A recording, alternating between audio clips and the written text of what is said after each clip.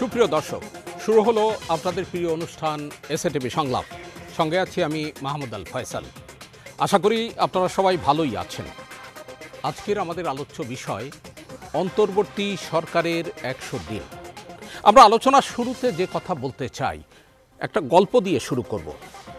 সন্তান তার বিধবা মায়ের সাদা শাড়িতে রং পেন্সিল দিয়ে আঁকিঝুঁকি করছে। তো প্রিয় শাড়িটি নষ্ট হওয়ায় মা সন্তানের কাছে জানতে চাইল কেন সে এটি করেছে। উত্তরে সন্তান জানালো, শিক্ষক বলেছেন জন্মেছিস যখন মরার আগে দাগ রেখে যেতে হবে। শিক্ষকের সেই বক্তব্যের অনুপ্রেরণায় মায়ের সাদা শাড়িতে আঁকাঝোঁকা করে সে শাড়িটির সর্বনাশ করেছে। এ দাগ কিন্তু সে দাগ নয়, এবং এটি তার বিবেচনায় আসেনি সে যে সর্বনাশ করেছে। আমরা অন্তর্বর্তী সরকারের কাছে, যদি অন্তর্বর্তী সরকারকে নিয়ে আমরা বিবেচনা করি, এই সরকারের কাছে জাতির প্রত্যাশা ছিল এ সরকার জাতির অন্তরে একটি দাগ রেখে যাবে। ১০০ দিন অতিবাহিত হলো, কিন্তু এই যে ১০০ দিনে দাগ রাখার মতো কোনো কর্মকাণ্ড পরিলক্ষিত হচ্ছে না। অনেকেই বলছে জাতির অন্তরে দাগ না রাখতে পারলেও নিজেদের মুখমণ্ডলের দাগ নিয়ে এ সরকারকে বিদায় নিতে হতে পারে। অন্তর্বর্তীকালীন সরকারের এই ১০০ দিন নিয়ে আমাদের বিজ্ঞ আলোচকরা কি ভাবছেন শুনবো তাদের কথা। তবে সব কিছুর আগে তাদের সঙ্গে পরিচিত হই। আমার ঠিক ডানে রয়েছেন অবসরপ্রাপ্ত লেফটেন্যান্ট জেনারেল ডক্টর আমিনুল করিম, যিনি রাষ্ট্রপতির সাবেক মিলিটারি সচিব ছিলেন। আমার ঠিক বামে রয়েছেন জনাব জানিবুল হক, যিনি অর্থনীতিবিদ এবং সাবেক সিএসপি। আবার যদি আমি ডানে যাই, সেখানে রয়েছেন অধ্যাপক এম শাহিদুজ্জামান, যিনি আন্তর্জাতিক এবং নিরাপত্তা বিশ্লেষক। আর সর্ববামে রয়েছেন অ্যাডভোকেট সৈয়দ মামুন মাহবুব, যিনি সুপ্রিম কোর্টের একজন সিনিয়র আইনজীবী। আপনাদের চারজনকে আমাদের এই আলোচনায় স্বাগত জানাচ্ছি। সৈয়দ মামুন মাহবুব, আপনাকে শেষ পরিচয় করালাম, আপনাকে দিয়ে এই আলোচনা শুরু করি। অন্তর্বর্তীকালীন সরকার এটি ৮ আগস্ট দায়িত্ব নিয়েছে। তার আগে ৫ আগস্ট ছাত্র জনতার অভ্যুত্থানের মধ্য দিয়ে বিদায় নিয়েছে পতিত স্বৈরাচার শেখ হাসিনার সরকার। এই ৮ তারিখ শপথ নেয়ার পর এরই মধ্যে এই রাত পোহালেই হয়ে যাবে ১০০ দিন। এই ১০০ দিনের যে পারফরমেন্স আমরা অতীতেও তো দেখেছি, অন্তর্বর্তীকালীন সরকার দেখেছি, তত্ত্বাবধায়ক সরকার দেখেছি, কিংবা 1/11 পরবর্তী সরকারও দেখেছি। এই সার্বিক বিবেচনায় তাদের যে লক্ষ্য, তাদের যে কর্মকাণ্ড, সেই কর্মকাণ্ডের আলোকে এখনকার এই ১০০ দিনের কর্মকাণ্ডকে আপনি কিভাবে মূল্যায়ন করবেন? জি, ধন্যবাদ এবং দর্শকদেরকে শুভেচ্ছা। আমি যদি খুব ভালোভাবে মূল্যায়ন করতে পারতাম তাহলে আমিও বাংলাদেশের কোটি কোটি মানুষের সঙ্গে একজন সুখী ব্যক্তি হতাম। কারণ একটা তো বিষয় যে আমরা আমাদের মুক্তিযুদ্ধের পরে ৯০-এর গণঅভ্যুত্থানও আমরা দেখেছি, কিন্তু এবারকার গণঅভ্যুত্থান, গণবিপ্লব, গণজাগরণ যেটাই বলি, এটি ছিল বাংলাদেশের যারা রাষ্ট্রের মালিক সেই মালিকদের জাগরণ। অর্থাৎ কোনো পলিটিক্যাল পার্টির ব্যানারে কিন্তু কোনো আন্দোলন হয়নি। হাসিনাকে পতনে রাজনৈতিক দলগুলোর লড়াইতে ভিত রচিত হয়েছে, কিন্তু লড়াইটা হয়েছে ছাত্রদের নেতৃত্বে, ছাত্র জনতা। আপনি আমাদের সেই বোনের কথা, সামনে পুলিশ, সামনে স্বাধীনতা, পিছনে পুলিশ, আমরা স্বাধীনতা বেছে নিলাম। কিংবা ধরেন সেই আমার দরিদ্র বোন কাঁঠাল বিক্রেতা ৩ দিন কাঁঠাল বিক্রি করেনি উত্তরায়, ওই কাঁঠাল কোয়া কোয়া করে ছাত্রদের খাইয়েছে যে তোমরা এই সরকারকে ফেলে দাও। ৩ দিন তার বাড়িতে চুলো জ্বলেনি। তাকে আপনি মূল্যায়ন করবেন কি দিয়ে? তাকে কোন উপদেষ্টা বানাবেন? সে তো উপদেষ্টা হওয়ার জন্য করেনি। সে করেছে যে দেশে এই ফ্যাসিস্ট হাসিনা বিদায় হোক, দেশ একটা সুস্থতার পথে আসুক, মানুষের নাগালের মধ্যে দ্রব্যমূল্য থাকুক, বিচার বিভাগটা স্বাধীনতার পথে এগুক, মিডিয়া স্বাধীন হোক, হাসিনার সময় যেরকম দলদাস ছিল, প্রশাসন, পুলিশ। আপনি খুব চমৎকার উদাহরণ দিয়েছেন যে আমরা নিজেরাই টকবগে তখন ছাত্র আন্দোলনে কর্মী ছিলাম। শাহাবুদ্দিন সাহেব কিন্তু এই অস্থায়ী রাষ্ট্রপতি হয়েছিল এই সরকারের মতোই, সাংবিধানিক কোনো ভিত ছিল না। জাতীয় পার্টি বাদে আর সকল দল মিলে তাকে বলল যে আপনি এটা ঠিক করেন, এবং অনেকগুলো দ্রুত পদক্ষেপ নিয়েছে। এই সরকারের আমার কাছে মনে হয়েছে, আমি জানি না সরকারে যারা আছেন তারা বলতে পারবেন, যে তাদের মানে লক্ষ্যটা কত দিনের বা কত মাসে কত বছরে করতে চান। কারণ ফ্যাসিস্টদের গ্রেপ্তার, আওয়ামী লীগের ফ্যাসিবাদীদের গ্রেপ্তার, আপনি অর্থনৈতিক সেক্টরে তো কোনো অ্যাকশনই নাই। আপনি সালমান এফ রহমানকে আটকে রেখেছেন আজ 3 মাস ধরে, 2-3টা বোধহয় মার্ডার কেসে তো সে আটকে থাকবে না, সে থাকবে শেয়ার বাজার কেলেঙ্কারির কেসে, সে থাকবে ব্যাংক লোপাটে, সে থাকবে তারা যে একটা অর্ডিন্যান্স করেছিল যে 25,000 কোটি 5,000 কোটি টাকা যাদের ব্যাংক লোন, তারা 25 বছর কোনো ঋণ শোধ করবে না। তারপরে তারাই ভাববে যে আমরা এবার কিছু দেব কিনা, মানে জনগণকে দয়া করছে। জমিদার আর কি, ওই যে মোগলদের দিত না বাংলার সুবেদার, তো অর্থনীতিতে শেখ হাসিনা সুবেদার দিয়েছিল সালমান এফ রহমানকে, আমাদের সুপ্রিম কোর্টের সুবেদার বানিয়েছিল তাপস সাহেবকে, ফজলুল তাপস, শেখ মুনির ছেলে। তো এই সুবেদারদের কি কাজ আপনি গতকাল দেখেছেন, পরশুদিন দুদকের উকিল এতদিন পর গিয়ে বলছে যে মামলায় কথা বলে শেখ হাসিনা প্রায় বেগম জিয়াকে বিব্রত করতেন, এতিমের টাকা মেরে খেয়েছে। এখন দুদক বলছে, যারা প্রসিকিউটর এতদিন এই বাংলাদেশের জনপ্রিয় নেত্রীকে জেলে রাখলো, বলল যে ওনার বিরুদ্ধে কোনো কেস নেই। তাহলে এগুলো থেকে উত্তরণের জন্য যে যাত্রা দরকার, সেখানে কয়েকটি মন্ত্রণালয়ের কাজ খুবই গুরুত্বপূর্ণ। একটা হচ্ছে আপনার স্বরাষ্ট্র, একটা হচ্ছে অর্থ, আর একটা হচ্ছে আইন মন্ত্রণালয়। আমরা বাণিজ্যকেও ধরতে পারি। বাণিজ্য, এই 4টার কর্মকাণ্ড নিয়ে জনগণ হতাশ। আপনি শুনেন, আমার খুব কানে বাজে কিছু কথা শুনে, আইন মন্ত্রণালয়ের ভূমিকাটাও যদি আপনি একটু বলেন। আমি যেরকম আমি আমার পূর্বসূরদের কাছে শুনেছি যে 72-এ বঙ্গবন্ধু বা শেখ মুজিব এসে বলতেন কেবল দেশ স্বাধীন হচ্ছে, ওয়েট করো। তো ওয়েট করতে করতে তো বাকশাল দিয়ে চলে গেল। 90-এর গণভ্যুত্থানের পর সরকার আসার পর অনেকে একটা বলতো ভ্রূণ গণতন্ত্র, একে বিকশিত হতে দাও, তো বিকশিত হলো না। মাগুরার উপনির্বাচন হলো, কেয়ারটেকারের আন্দোলন হলো। তো 100 দিন কিন্তু কম সময় না, আপনি অন্তত যাত্রা শুরু করবেন। যেরকম ধরেন আইন মন্ত্রণালয়, আমি যে সেক্টরে কাজ করি, সুপ্রিম কোর্টে প্র্যাকটিস করি, আমি প্র্যাকটিস করি বলি না, আমি এখনো বেদনার সঙ্গে লক্ষ্য করছি ভবিষ্যতে যারা ক্ষমতায় আসবে সম্ভাব্য দলগুলো, তাদেরও এই ব্যাপারে সিরিয়াস অবহেলা। শেখ হাসিনাকে স্বৈরাচার থেকে ফ্যাসিস্ট থেকে গণহত্যাকারীতে পরিণত করতে যে প্রতিষ্ঠানটা পাহারাদারের ভূমিকা পালন করেছিল, সেটা ছিল দেশের সর্বোচ্চ আদালত। আমি আর রিপিট করছি না। সেইখানে তো আমরা যে প্রত্যাশা করেছিলাম হাইকোর্ট বিভাগের দলবাজ দুর্নীতিবাজ বিচারপতিদের পদত্যাগে এই আইন মন্ত্রণালয় উদ্যোগ গ্রহণ করবে জনগণের ম্যান্ডেটে, যেভাবে আপনারা ওত নিয়েছেন, যেভাবে ওনারা ওত নিয়েছেন, যেভাবে চিফ জাস্টিস ওবায়দুল হাসান পদত্যাগ করেছে জনগণের আন্দোলনের মুখে, সেই হিসাবে আরো 20-25 জনের পদত্যাগ ফরজ ছিল বিচার বিভাগকে কলুষ মুক্ত করা। সেইখানে আইন মন্ত্রণালয়ের নীরবতা।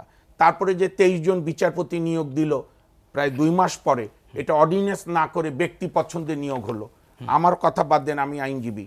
সুপ্রিম কোর্ট বারের প্রেসিডেন্ট, যিনি বিএনপির উপদেষ্টাও, খোকন সাহেবও বলেছে যে আমি হতাশ, এ তো মনে হচ্ছে অতীতের মতো। তারপরে বিভিন্ন জায়গায় যে নিয়োগগুলো হচ্ছে, আপনি নির্বাচন কমিশনার আইন আপনি একটা করতে পারতেন, আপনি শেখ হাসিনা রেখে যাওয়া আইন দিয়ে সার্চ কমিটি, যেটাকে জনগণ এর আগে বলতো ফার্স্ট কমিটি। তা আমরা তো বলছি যে আইন মন্ত্রণালয়, স্বরাষ্ট্র, বাণিজ্য, অর্থ, এই 4টাকে তো খুবই অ্যাক্টিভ হতে হয়, এবং এটার জন্য তো রকেট সায়েন্টিস্ট হতে হয় না।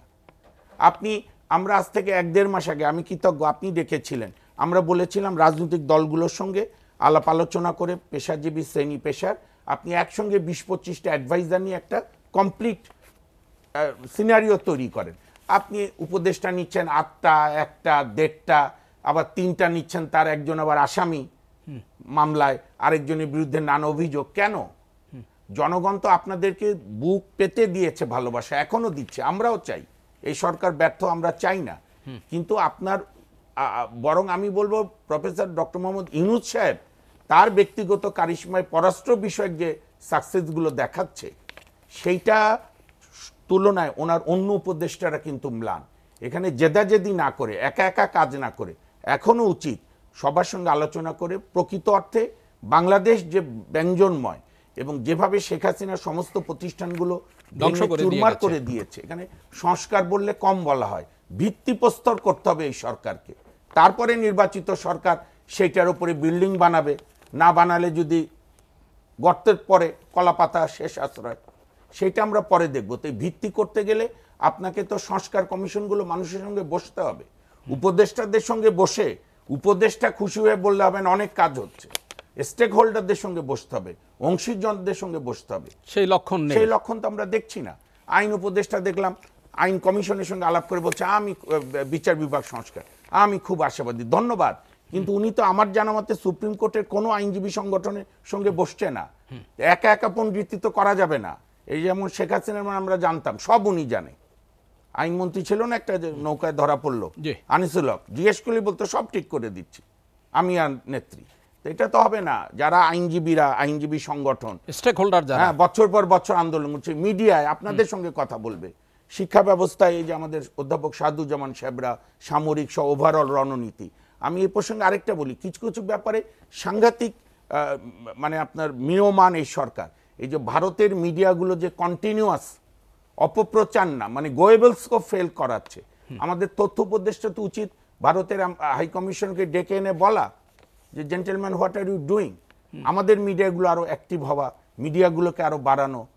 কোনো কাজই তো আমি অগ্রগতি দেখছি না। কারণ আমাদের আরেকটি বড় ব্যর্থতা আমি বলবো, আমার খুব কষ্ট লেগেছে গতকাল। ইভেন স্বাস্থ্য উপদেষ্টা ভদ্রমহিলা বা কেন ওই ব্রিটিশ হাই কমিশনারকে সাথে নিয়ে গেলেন, কি দরকারটা ছিল? এমনি আমাদের কত বদনাম সারা বিশ্বে। ব্রিটিশ হাই কমিশনার গিয়ে দেখলো আহতরা ঘিরে ধরেছে স্বাস্থ্য উপদেষ্টা, এবং তড়িঘড়ি করে তিনি সরেও গেলেন। দেখছিলেন, হ্যাঁ, উনি সরে যাওয়ায় তো রক্ষা হলো। আহতদের আপনি বলেন, এখানে আমার অন্য অগ্রজ আলোচকরা আছেন, আহতদের চিকিৎসা দেওয়া, শহীদদের তালিকা করে তাদের পরিবারকে যথাযথ সম্মান দেওয়া, এটার জন্য কি 30 বছর লাগবে? না, নিশ্চয়ই না। এবং আপনি জানেন হাইকোর্টে আমি একটা রিট পিটিশন করেছিলাম, আমাদের ব্যারিস্টার আশরাফ সাহেব পিটিশনার হয়েছিল। আমরা এগুলো বলেছি, আপনি উদ্যোগ নেন। ঢাকায় যে 10 জায়গায় আন্দোলন হয়েছে, যাত্রাবাড়ি, উত্তরা, এই যে চাংখারপুল, মিরপুর, মোহাম্মদপুর, আপনার ইসিবি চত্বর, সেগুলোতে আপনি লাইব্রেরি, এগুলো ভিত্তিপ্রস্তর, এগুলো উদ্যোগ নেন। আপনি তো শহীদদের, আহতদের ট্রিটমেন্ট তো ঠিক মতো করছেন না, কারণটা কি? হ্যাঁ, অসংখ্য ধন্যবাদ। আবার ফিরবো আপনার কাছে।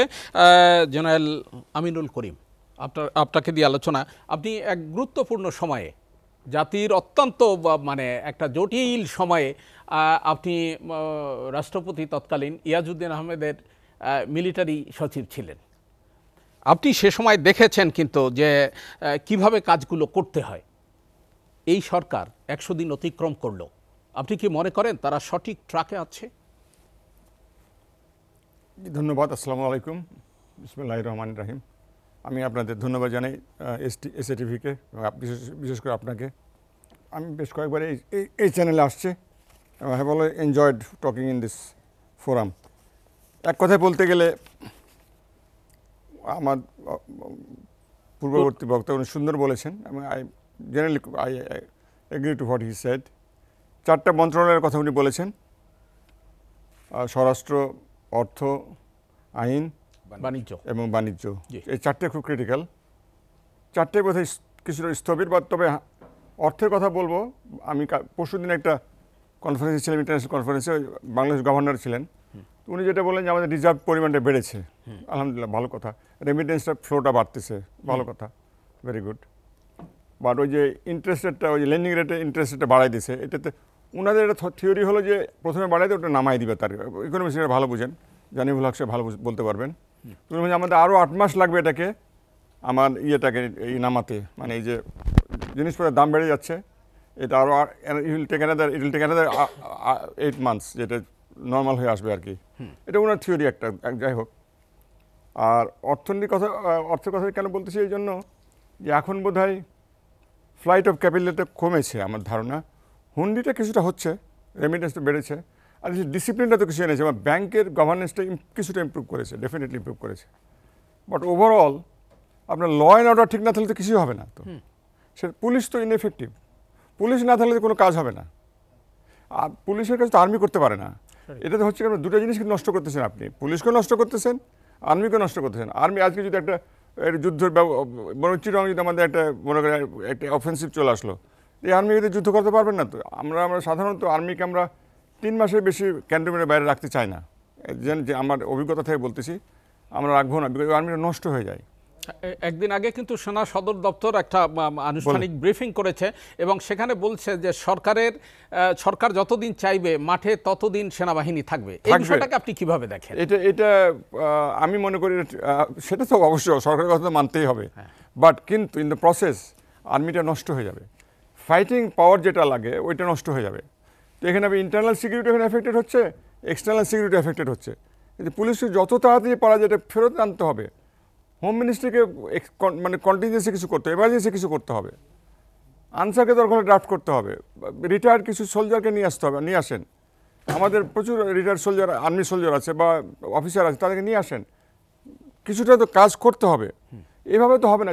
হঠাৎ করে আপনি একটা অ্যাডহক ছাত্রকে 500 জন ছাত্রকে ঢাকাতে নামাই দিলেন, নো, আপনাকে ক্র্যাশ প্রোগ্রাম করতে হবে পুলিশের ট্রেনিংয়ের জন্য। এটা ছাড়া হবে না তো, পুলিশ ঠিক না হলে কিছু ঠিক হবে না তো। আর্মি কত জায়গায় দেখবে, আর্মি ওই যে কোনো জায়গায় গন্ডগোল হচ্ছে আর্মিকে যেতে হচ্ছে, পুলিশ যাচ্ছে না তো। It's a big challenge to the national security. দেশের আমি বলবো সিকিউরিটির জন্য একটা বিরাট একটা চ্যালেঞ্জ যাচ্ছে, আমরা খুব সন্ধিক্ষণে আছি এটা। আর ইন্ডিয়া যে মাঝে মাঝে থ্রেট দিচ্ছে, উল্টাপাল্টা কথা প্রোপাগান্ডা করতেছে, খুব ভালো পয়েন্ট বলেছেন। এটা আমাদের কাউন্টার প্রোপাগান্ডা তো আমাদের নাই, একদমই নাই। তো আমাদের ইনফরমেশন মিনিস্ট্রি কী করতেছে, আমাদের ফরেন মিনিস্ট্রি কী করতেছে, ওই ইন্ডিয়ান হাইকমিশন এটাকে নোট দিচ্ছে না কেন, বা send protest note to the Indian government. এটা we must be strong, we are not a weak country, no way. আমাদের 18 কোটি লোক আছে এখানে, we have a very strong paramilitary force, we have a very strong army. আমাদের আজ আর্মিতে এখন 10টা ডিভিশন আর্মি আছে, 10টা না 12টা ডিভিশন বলতে হবে। It's a big army. Can India employ 10 division army? No way. তাকে দেখেন অ্যাটাক করতে হলে 20 ডিভিশন আর্মি আনতে হবে, সেটা আনতে পারবে না কোনো দিন। আমাদের ভয় পাওয়ার কোনো কারণ নাই। আর আমি যেটা বলবো, কমার্সটা খুবই দুর্বল হচ্ছে, জিনিসপত্রের দাম হু করে বেড়ে যাচ্ছে। আপনার খাদ্যের উপর তো এখন মূল্যস্ফীতি 12% চলে গেছে খাদ্য প্রোডাক্টের উপরে, অন্যগুলো কমেছে। আমি ওই যে সালে সাহেবের কথা শুনতেছিলাম, উনি বলেন যে খাদ্যদ্রব্যটা এখন 12% আছে, বাট অন্য জিনিসের উপরে মূল্যস্ফীতি কিছু কমে আসছে। শুল্ক ওনারা কমাচ্ছেন কিন্তু মূল্যস্ফীতি কমতেছে না। এটা মানে কি তাহলে মানে কেন এটা হচ্ছে? এটা হচ্ছে সিন্ডিকেট হতে পারে। এখন আশা করা যায় নতুন একজন ব্যবসায়িক কমার্স মিনিস্টার আসছেন, উনি কি করেন দেখা যাক। বাট আবার ওনার এগেনস্টে তো মামলা আছে, মার্ডার কেসে মামলা আছে, তো he cannot work with ease and confidence, ওটা সমস্যা আছে। আর আমি ওনার থেকে আবার কি নেব, দ্রব্যমূল্য নিয়ে একটা কথা হচ্ছে। আমরা যদি ছোট করে বলি যে ঢাকায় তো আর সবকিছু উৎপাদন হয় না, ঢাকার পাশাপাশি মানে এলাকাগুলো থেকে নিয়ে আসে। এখানে এখনো ওয়ে ব্রিজ, এখনো টোল আগের মতো বহাল আছে। তো এইটা একটা, সেটা হচ্ছে সকল জনমতের যে সরকার, অতীতের তো ফ্যাসিস্ট সরকার ছিল, তারা এগুলো করেছে। ওয়ে ব্রিজ বসিয়ে সেখানে একটু ওজন বেশি নিলে 5,000 টাকা জরিমানা করে দিচ্ছে। এটা কিন্তু টোলের টাইমটা অলরেডি পার হয়ে গেছে, রাইট? কন্ট্রাক্টরের বদমাইশি করতেছে, এখন সরকারকে তো ইন্টারভেন করতে হবে, সাথে সাথে অ্যাকশন নিতে হবে, এবং এই টোল ফ্রি করে দেওয়া উচিত। এটা 4 দিন আগের খবর, এটা এই যে প্রথম আলো রিলিজের হেডলাইন হয়েছে, এটা তো এটা তো ইমিডিয়েটলি সাথে সাথে বলা উচিত, স্টপ ইট। এই যে ওয়ে ব্রিজ আগে জিনিসপত্রের দাম কমে যাবে অটোমেটিক, অটোমেটিক কমে যাবে, অন্তত 30% 40% কমে যাবে। এবং এই টোল এবং ওয়ে ব্রিজ অফ করে দেয়, টোলটাকে যদি একটু কমিয়ে দেয়, আমার মনে হয় যে 30 থেকে 40% অনেক কমে যাবে। আমি আর বলবো, অ্যাডভাইজারদের কথা বলবো, একটা আমার ইন ব্রিফ বলবো যেটা, সেটা হলো ওনাদের নেতৃত্ব দেখাতে হবে। They are not armchair bureaucrats, no they are not, they have to go to the ground. ওনাদের ইন্সপেকশন করতে হবে। Home minister should go to the police station, ওই শিক্ষামন্ত্রী যাবে কলেজ ভিজিট করবে, স্বাস্থ্যমন্ত্রী যাবে বিভিন্ন গ্রামের হসপিটাল ভিজিট করবে, থানার যেগুলো আগেকার সিএসপি অফিসে দেখতাম ওনারা অফিসে খুব কম বসতেন, ওনারা ফিল্ডে যেতেন, রেলওয়ে লাইন পার্সোনালি গিয়ে চেক করতেন, আমি দেখেছি সেক্রেটারিদের। এখন ওই কালচারটা আমাদের নাই। তো they must show display leadership, and leadership from the front, you lead it by front. আপনার গ্রাউন্ডে যেতে হবে। And do not depend on the intelligence report always, sorry this didn't work. গোয়েন্দা রিপোর্ট দেখে আপনি যদি কাজ করেন, কাজ হবে না। আপনার গ্রাউন্ডে গিয়ে নিয়ে আসতে, গোয়েন্দা রিপোর্ট আপনি নেবেন, বেসড অন দ্যাট আপনি গ্রাউন্ড ভিজিট করবেন, দেন ডিসাইড। এটা হচ্ছে না, রাইট? সরি। আবার ফিরবো আপনার কাছে, আলোচনা চলবে। অধ্যাপক শাহিদুজ্জামান, এই 100 দিনকে আপনি কিভাবে মূল্যায়ন করবেন? দেখুন, আমার কাছে প্রথমেই একটা সত্যি কথা না বলে পারছি না, যে স্বপ্নের মতো মনে হয় যে এত 15-16 বছর যে মানে অভিশপ্ত রাষ্ট্র ছিল, সেখান থেকে যে আমরা বের হয়ে আসতে পেরেছি, এবং অনেক ভুল ভ্রান্তির পরে একটা মানে সমালোচনার ঢেউ যে আমরা তুলতে পারছি এখানে বসে বসে, এটাই কিন্তু আমাদেরকে একটা গণতন্ত্রের স্বাদ দেয়। এবং আমি এটাও বলবো যে প্রফেসর ইউনুস তিনি একটা বিষয়ে ওনার স্পেশালাইজেশন, উনি অর্থনীতিবিদ, শান্তি এবং শান্তি সংক্রান্ত সব কিছু তিনি তুলে ধরেন। আন্তর্জাতিক ক্ষেত্রে যে দুটা সফরে গেলেন সেখানে তিনি প্রচণ্ড আকর্ষণীয় একজন ব্যক্তিত্ব ছিলেন। কিন্তু তারপর এই যে সমালোচনাগুলো এখন শুনছি, আমিও তাদের সবার সাথে একমত যারা দুজন বললেন। তবে আমার কাছে যেটা সবচেয়ে গুরুত্বপূর্ণ মনে হয় যে কেউ যদি এখন বলে যে যথাশীঘ্র রাজনীতিবিদদের হাতে ক্ষমতা তুলে দিতে হবে, ইলেকশন করতে হবে, কনস্টিটিউশন, এমনকি এমনও শোনা গিয়েছে যে কনস্টিটিউশন অ্যামেন্ডমেন্ট করতে হলে সেটা তো পার্লামেন্ট করবে, যা কিছু আনতে হয় সেগুলো পার্লামেন্টে জনপ্রতিনিধিরা করবে, এই ধরনের কথা বলা হয় একটা বৃহত্তম রাজনৈতিক দল থেকে, তখন কিন্তু মনে হয় যেন whole spirit of this transition তখন কিন্তু বিলুপ্ত হয়ে যায়। কেননা কনস্টিটিউশন রিমেক করতে হলে কতগুলো বেসিক ফান্ডামেন্টালসে হাত দিতে হবে। আমার যেমন ব্যক্তিগত ধারণা ছিল যে ৭১-এ তখনকার দিনের তৈরি করা সংবিধান চেঞ্জ না করে অ্যামেন্ডমেন্ট করাটা, এটা আমার কাছে অনেকাংশে আনরিয়ালিস্টিক মনে হয়েছে। আমার কাছে যে পরিবর্তিত বাস্তবতা, সেখানে ওই কনস্টিটিউশন যে প্রেক্ষাপটে যাকে সামনে রেখে করা হয়েছে তার প্রাসঙ্গিকতা আমি মনে করি যে একেবারেই বিলুপ্ত হয়ে গিয়েছে। এক ব্যক্তিকে ধরে নেওয়া হয়েছে অ্যাজ দ্য ফাউন্ডার, এবং এটা আমার কাছে মনে হয় যেন আমাদের দেশের যে যে নৈতিকতা, যে সত্যিকারের ইতিহাস, এবং আমরা যে হাজার বছরের মতো প্রায় মুসলিম ঐতিহ্য নিয়ে একটা রাষ্ট্র পেয়েছি, তার ভবিষ্যৎকে একটা গর্বের সাথে চিহ্নিত করা, সেটা বাধাগ্রস্ত হচ্ছে এই জাতির পিতৃত্ব ধারণা। এবং আমি মনে করি যে এটা মোটেও জনগণের মতামত নিয়ে হয়নি, কোনো রেফারেন্ডাম নিয়ে হয়নি, একটা ভণ্ডামির মাধ্যমে, যেখানে পার্লামেন্ট ইলেক্টেড হয়নি সেইখানে এগুলো করে বাধ্যতামূলকভাবে জাতির পিতা, যাকে আপনি সমালোচনা করতে পারবেন না। কি অদ্ভুত! পৃথিবীর কোথাও শুনেছেন?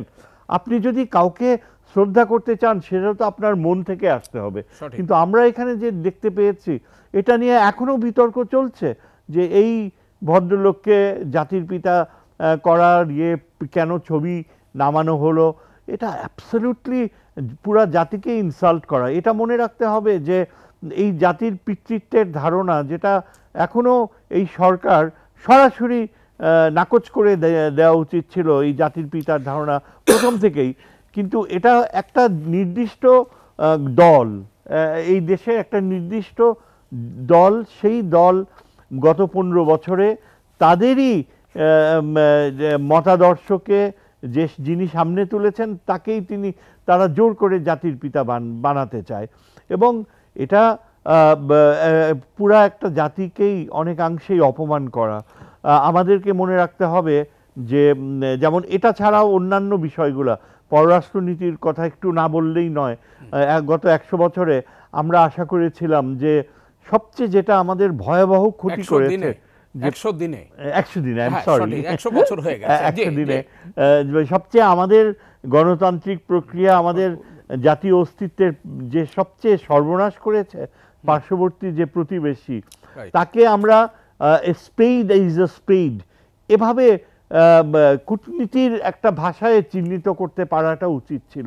কিন্তু সেটা না করে আমার কাছে মনে হয়েছে যে আমাদের প্রধান উপদেষ্টা এবং পররাষ্ট্রনীতি উপদেষ্টা যে পথ বেছে নিয়েছে, এটা হচ্ছে যে তা ভারতকে আবার করা, মানে অনেকাংশেই আগেকার এই তোষামোদ নীতির ধারাবাহিকতা যেন চলে আসছে। এটা আমার কাছে খুব মোটেও সম্মানজনক মনে হয়নি। এবং এর কারণে ভারত গত কয়েক মাস থেকে অত্যন্ত আপত্তিকরভাবে তাদের যে একটা মারাত্মক ছিল, রোল ছিল এই দেশের গণতন্ত্র ধ্বংস করার, সেটা ঢাকবার জন্যই তারা ইচ্ছাকৃতভাবে বাংলাদেশের উপর নানা রকমের অপবাদ চাপিয়ে দিয়েছে। এবং তাদের সাথে কেউ রিয়েলি পৃথিবীর কোনো একটা দেশও কিন্তু যোগ দেয় নাই। এমনকি মার্কিন যুক্তরাষ্ট্র যদিও প্রেসিডেন্ট ট্রাম্প হয়েছে, এখন প্রেসিডেন্ট হয়েছে, মার্কিন যুক্তরাষ্ট্রকেই তারা সবচেয়ে বেশি অপবাদ দেয় যে এটা নাকি মার্কিনই একটা ষড়যন্ত্র ছিল, হাসিনা এভাবে চলে গেল। তাদের ভাষায় বাংলাদেশে গণতন্ত্রকে ধ্বংস করা হয়েছে, আবার গণতন্ত্রকে ফিরে আনতে হবে।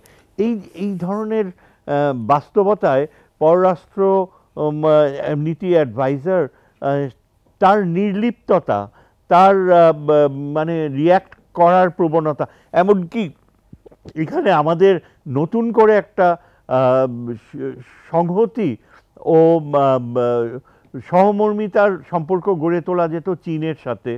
এমনকি আমাদের এখন যারা যেই দেশটি সবচেয়ে প্রাসঙ্গিক ভারতীয় হুমকির প্রেক্ষাপটে, আমি যাকে মনে করি যে পাকিস্তানের মতো দেশ, তাদের সাথেও আমাদের একটা বিশেষ সম্পর্ক, যেমন যোগাযোগ ব্যবস্থা, কূটনৈতিক সৌহার্দ্য, এগুলো করলে একটা সিম্বলিজম সৃষ্টি হতো, যার ফলে ভারত কিছুটা ডিফেন্সিভে চলে যেত।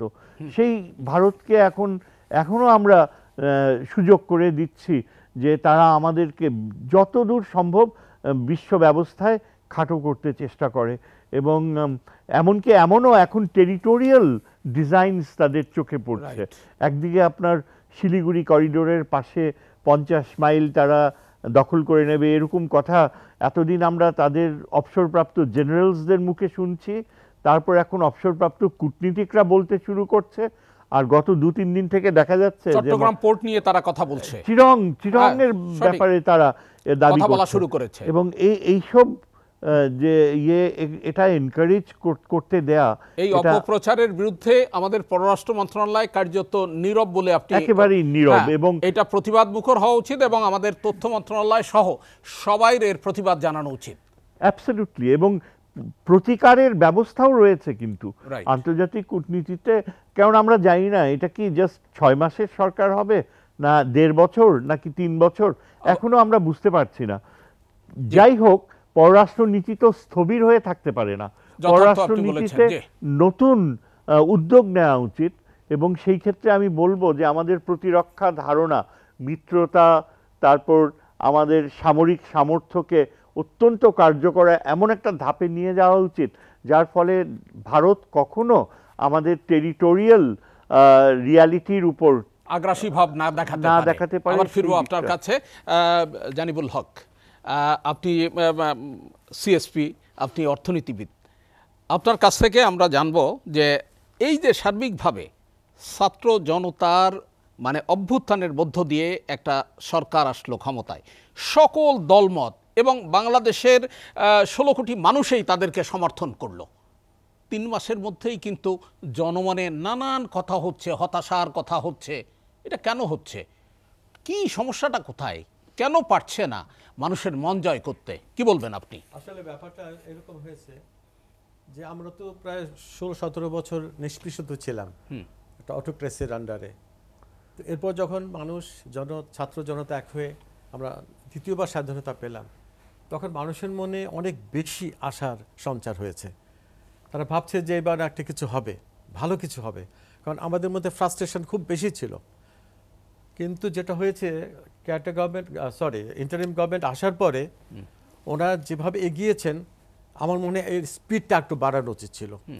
প্রথমেই বলবো যে নাম্বার অফ অ্যাডভাইজার্স যাদের নেওয়া হলো স্বল্প সংখ্যক, একজনকে দেওয়া হলো অনেকগুলো মিনিস্ট্রি, 4টা 5টা 6টা 7টা মিনিস্ট্রি। হ্যাঁ, এমন একটা মিনিস্ট্রি এমন বড় আছে যে আপনি একটা মিনিস্ট্রি বুঝতে হলে 7 দিন লাগে, সেখানে আপনি বারবার এক মিনিস্ট্রি থেকে আরেক মিনিস্ট্রি যাচ্ছেন, এইভাবে আপনার সময়টা চলে যাচ্ছে, কাজের কাজ হচ্ছে না, পলিসি মেকিং হচ্ছে না, বা আপনি টোটাল সিনারিওটা কি সেটাও বুঝতে পারছেন না। এটা ছিল 1 নম্বর।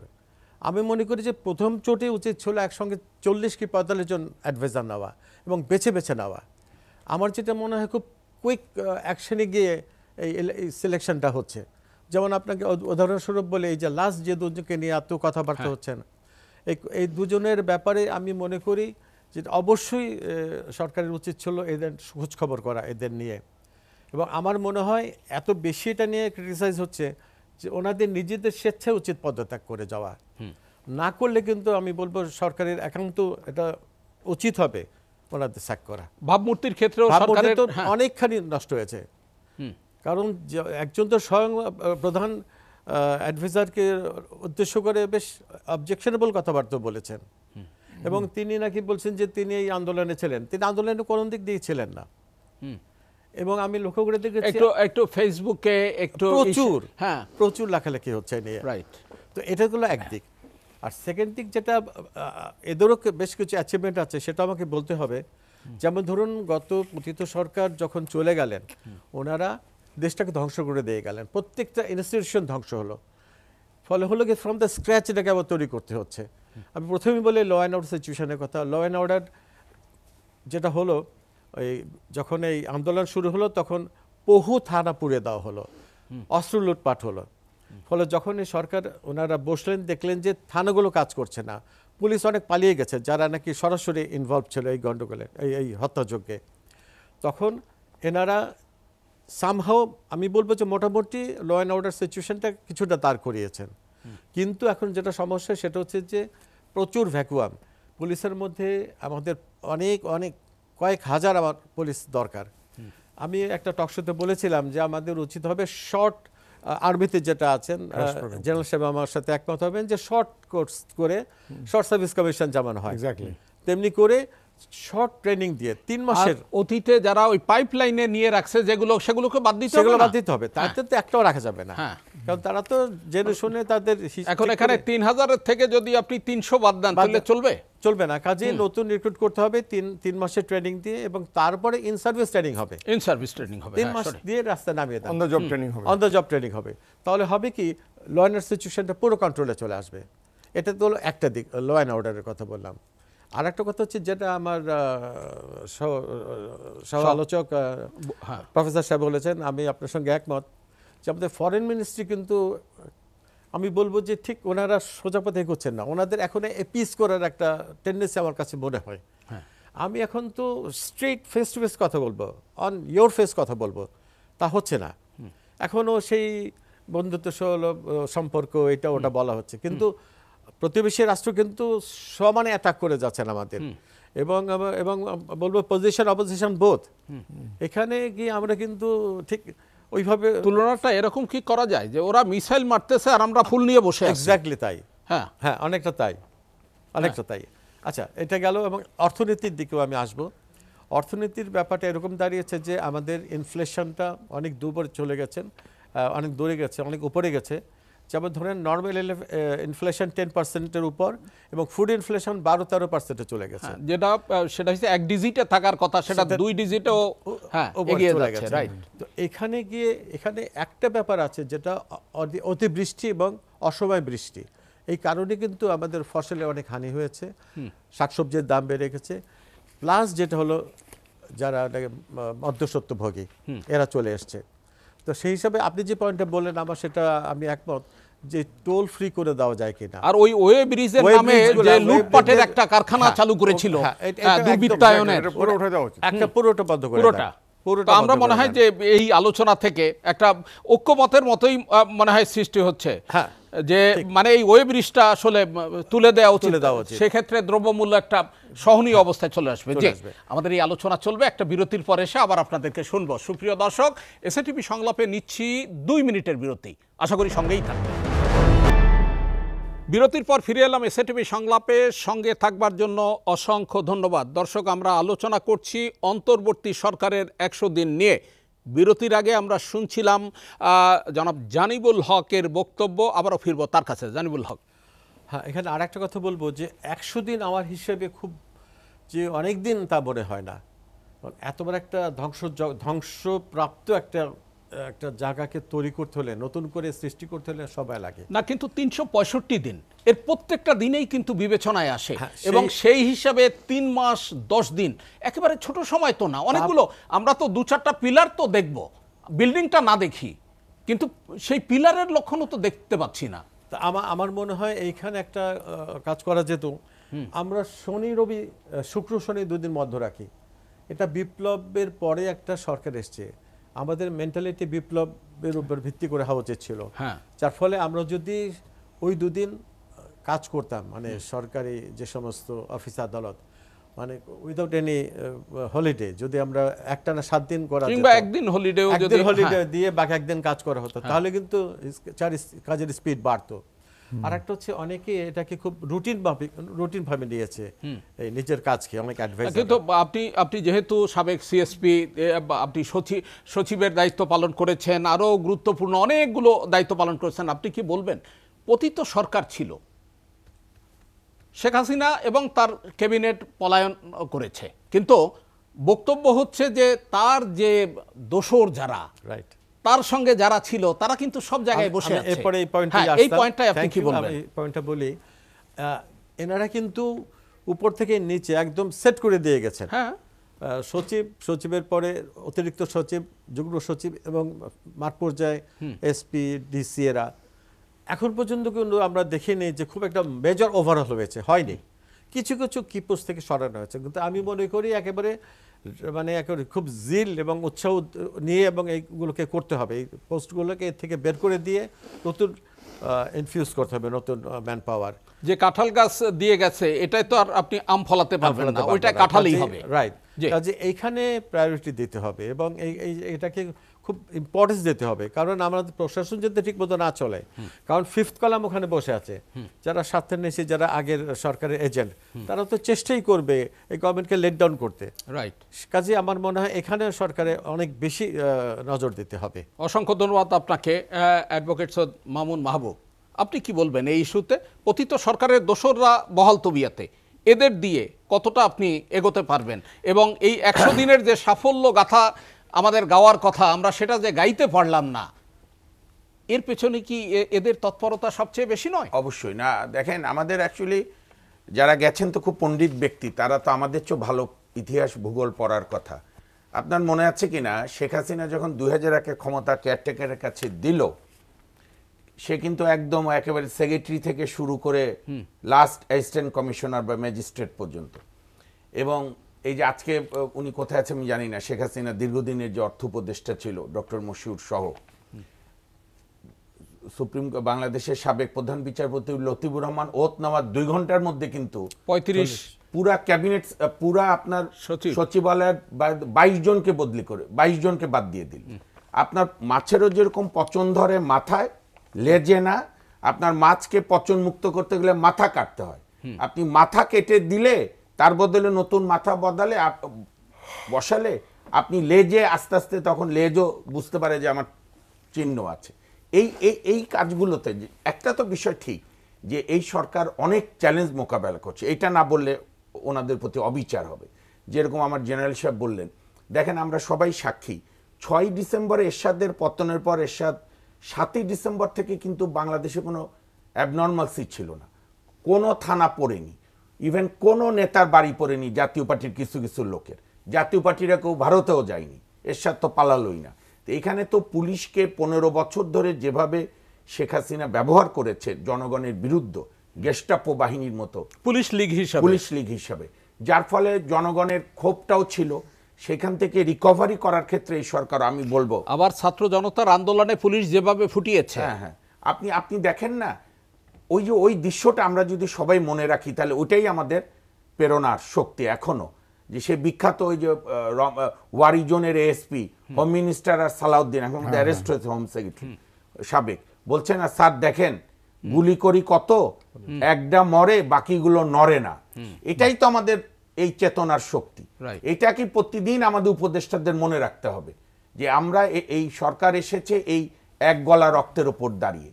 আপনি ভারতের প্রসঙ্গে যেটা প্রফেসর সাহেব বলছিলেন, আমি আরেকটা প্রশ্ন করি, ভারতের সঙ্গে তো আমাদের পররাষ্ট্রনীতি হবে সাম্য মর্যাদার ভিত্তিতে, চোখে চোখ রেখে ভদ্রতার সঙ্গে। আপনি এক্ষেত্রে কিছু ইতিহাস কিন্তু আপনার মনে রাখতে হবে। 16 ডিসেম্বরে যখন তাজউদ্দিন সাহেব থিয়েটার রোড গুছাচ্ছে মুজিবনগর সরকার, তখন ভারতের এক অতি উৎসাহী আমলারা গিয়ে বললো এখন তো আমরা 2 ভাই বন্ধু হয়ে গেছি। তাজউদ্দিন সাহেব গম্ভীর হয়ে বলল but with equal footing and same status. এবং তাজউদ্দিন সাহেবকে কিন্তু বলেছিল ভারত যে আমরা ব্যুরোক্রেসি দেই, উনি মিষ্টি হেসে বলেছিল আমাদের ব্যুরোক্রেসি লাগবে না। এবং যে কারণে তাজউদ্দিন কিন্তু মুজিব মন্ত্রিসভায় বেশি দিন থাকতে পারেনি। না, কি করে থাকবে? এরকম বিদ্রোহ থাকলে, এরকম বিপ্লব ওই স্বামী স্ত্রীর সম্পর্কের কথা বললে কিন্তু অনেকদিন থাকা যায়। হ্যাঁ, অনেকদিন থাকা যায়। আমি আজকে একটা প্রস্তাব দিই, আপনার অনুষ্ঠান যেহেতু সবাই শোনে, বিএনপি, জামাত, গণতন্ত্র মঞ্চ সহ ছোট বড় মাঝারি সব রাজনৈতিক দল, তারা কি নিজেদের মধ্যে বৈঠক করে একটা পেপার তৈরি করতে পারে না যে ভারতের সঙ্গে আমাদের পররাষ্ট্রনীতির ক্ষেত্রে আমাদের এই মতামত? আমরা তো সেই দৃঢ়তা দেখছি না যে হ্যাঁ, ওই যে আপনার ভারতের এক প্রধানমন্ত্রী অটল বিহারী বাজপেয়ী পাকিস্তানের সঙ্গে যখন সম্পর্ক উন্নয়নে গেল, তখন তাকে যখন উগ্র হিন্দুরা বলল আপনি কেন গেলেন ওই সমঝোতা এক্সপ্রেস, উনি বলেছিল যে you can change your friend but you can change your neighbour. তা আমরা তো ভারতের সঙ্গে যুদ্ধ চাচ্ছি না, আমরা চাচ্ছি মর্যাদার ভিত্তিতে, স্বাধীনতার ভিত্তিতে, এবং আমরা এনাফ। ভারতে নিজেদের অসংখ্য জ্বালা, কিন্তু এখনো তো আওয়ামী লীগ বাদে আমি বাকি রাজনৈতিক দলগুলোর মধ্যে তো ঐক্যমত দেখছি না ভারতের সঙ্গে আমাদের সম্পর্কের ভিত্তি কি হবে। এটা হলো একটা বিষয়। আর যেটা আমার তবে একটা বিষয়, একটা পরিবর্তন কিন্তু আমরা লক্ষ্য করি। আগে ইন্ডিয়ান হাই কমিশনার আমাদের মন্ত্রীদের সঙ্গে যখন দেখা করতে যেতেন, তখন তিনি পায়ের উপর এরকম পা তুলে বসতেন। হ্যাঁ, এই পায়ের উপর পা তোলাটা কিন্তু বন্ধ দেখেছি। এটা ভালো। এই উপদেষ্টাদের সঙ্গে যখন বৈঠক করে তখন কিন্তু এভাবে বসতে দেখেছি। আমি আজকে এই সরকারের একটা প্রশংসাই করব, কারণ আমি ইন্ডিয়ান মিডিয়াগুলো একটু ফলো করি যে আমাদের বিরুদ্ধরা কি বলছে। ডক্টর মোহাম্মদ ইউনূস সাহেব যে মাস দেড়েক আগে বলেছিল না ইন্ডিয়ান পিটিআই কে ইন্টারভিউ দিয়ে, যে শেখ হাসিনা চুপ থাকুক, আমরা দেখছি পরে, এইটা ইন্ডিয়ার খুব ইগোতে লেগে গেছে। কারণ শেখ হাসিনা আছে ওখানে মন্ত্রীর মর্যাদা নিয়ে আপনার লুটিয়ান দিল্লিতে, তো ফলে এই সাহসী বক্তব্যগুলো আরো থাকবে। জেনারেল সাহেব যেটা বলছিল যে এই সরকারের উচিতই হবে না গোয়েন্দাদের উপর শুধু নির্ভর করা, উনি জেনারেল হোক বলছেন, এর জন্য ধন্যবাদ।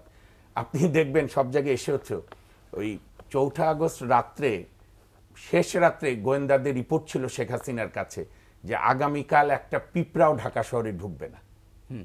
যে কারণে কিন্তু রানীমা যিনি পালিয়ে গেছেন ফ্যাসিস্ট, উনি কিন্তু সকালে উঠে নামাজ পড়ে, তার ভাষায় সে কিন্তু ওই দিন আরো দালালদের ডেকেছিল।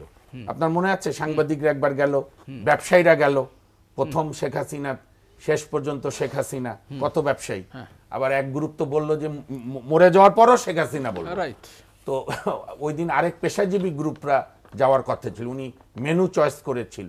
তো ফলে, এবং আমি যেটা ইতিহাস থেকে পড়েছি, মুরব্বীরা আরো ভালো বলতে পারবে, ইয়াহিয়া খানকে তদানীন্তন পাকিস্তানি গোয়েন্দারা বলেছিল বাঙালিরা 100টার বেশি সিট পাবে না। তা আমি মনে করি যে আমার ভরসার জায়গা একটাই ফয়সাল ভাই, যে ডক্টর মোহাম্মদ ইউনূসে, যেমন দেখলাম সেদিন উনি বাকুতে যে গেছেন, ফিফার প্রেসিডেন্ট কি জেলেতনি যে ভদ্র দৌড় এসছে ওনার সঙ্গে কথা বলার জন্য। তো এইটাকে নিয়ে আমরা একটা স্বাধীন পররাষ্ট্রনীতি গড়া। আর আমি আমার অগ্রজের সঙ্গে একমত যে এখনো সময় শেষ হয়ে যায়নি। এই সরকারের সবচেয়ে বড় সাফল্য এখনো, আপনি যদি মেটাফর ইউজ করেন, যে বাংলাদেশের মানুষ এই সরকারকে সর্বান্তকরণে এখনো ভালোবাসে এবং সহযোগিতা করতে চায়। নানা ত্রুটি সত্ত্বেও আমরা এনাদেরকে সফল দেখতে চাই। আমি একটা বলি, আমরা 72-এ স্বপ্ন ভঙ্গ হয়েছে, 91-তে স্বপ্ন ভঙ্গ হয়েছে, অসংখ্য রক্তের বিনিময়ে সরকার এসেছে। আপনি বলেন 90 এরশাদ বিরোধী 9 বছর আন্দোলনে 82 জন শহীদ, শ্রীলঙ্কায় এত বড় বিপ্লবে 9 জন শহীদ, আর আমাদের 1500 থেকে 2000, আহত 20,000-এর অধিক। এইটা তো সরকারি পরিসংখ্যান। হ্যাঁ, তার বাইরেও পরিসংখ্যান তো, হ্যাঁ, এবং 400 আমার ছেলে মেয়ে দৃষ্টিশক্তি হারিয়েছে। রাইট। তো এই ত্যাগে আমরা এই সরকারকে ব্যর্থ হতে দেব না। আমরা ওনাদের ত্রুটি ধরবো, কিন্তু ওনাদের সহযোগিতাও করব। ওনারা কিন্তু সমালোচনাকে পছন্দ করেন এবং বলছেন উন্মুক্ত সমালোচনা করবার জন্য। কিন্তু আমি জাস্ট খালি বলে নিই, অ্যাকশনে এখন আরো ওনাদের প্রোঅ্যাক্টিভ বেশি হতে হবে। আর কিছু কিছু উপদেষ্টার বডি ল্যাঙ্গুয়েজ মনে হয় যেন ওনারা, আমার মুরব্বী মাইন্ড না করে, প্রচলিত সিএসপি অফিসারের মতো দায়িত্ব নিয়েছেন। এটি একটি বিপ্লবী চেতনার সরকার। ওই যে আমার জেনারেল সাহেব বলেছে, বাণিজ্য উপদেষ্টা মার্কেটে মার্কেটে ঘুরবে। আরেকটা কথা ক্লিয়ার করতে হবে, আমরা আওয়ামী লীগ আমলে শুনতাম ফ্যাক্ট যে একেবারে গ্রাম থেকে ঢাকা পর্যন্ত আসতে দলীয় চাঁদাবাজি হতো। এখন সেটা আছে কিনা, থাকলে তাদের গ্রেফতার করে, সেটাও বন্ধ করতে হবে, সেটাও বন্ধ, আর ওয়ে ব্রিজ তুলে দিতে হবে, তাহলে জিনিসপত্রের দাম অনেক কমে যাবে। যে আমাদের এই আলোচনা চলবে, বিরতির পর এসে আপনাদের দুজনকে শুনবো। সুপ্রিয় দর্শক, এসএটিভি সংলাপে নিচ্ছে আবারও 2 মিনিটের বিরতি, আশা করি সঙ্গেই থাকবেন। দর্শকদের অসংখ্য ধন্যবাদ। আমরা আলোচনা করছি অন্তর্বর্তীকালীন সরকারের 100 দিনের কর্মকাণ্ড নিয়ে। এ পর্যায়ে আমরা অধ্যাপক শাহিদুজ্জামান আবার ফিরবো আপনার কাছে। ঠিক কি বলবেন আপনি? দেখেন, আমি একটা তাত্ত্বিক কথা বলি, যে এই যে রাষ্ট্র ধারণা, এটা কিন্তু 100 বছরের মতো টিকে থাকে। গ্লোবাল হিস্ট্রি যদি দেখি 70-80 মানে সীমান্তগুলা রাষ্ট্র পরিবর্তন হয়, ঠিক যেমন টেকটনিক প্লেট শিফট হয় আর্থকোয়েকের পরে। তো আমাদের এই যে বিশ্বব্যাপী অলরেডি প্রবণতা শুরু হয়ে গেছে, রাশিয়া ইউক্রেন দখল করে নিচ্ছে, তারপর আপনার ইসরায়েল ভায়োলেট করতেছে, ইস্ট ইউরোপে চেঞ্জ হয়েছে, সাউথ এশিয়াতে ব্যাপকভাবে আগামীতে প্রবণতা দেখা দিচ্ছে, নর্থ ইস্টে, তারপর আমাদের পাশে আরাকানে মায়ানমার ভেঙে যেতে পারে। তা আমাদেরকে কিন্তু প্রস্তুত থাকতে হবে।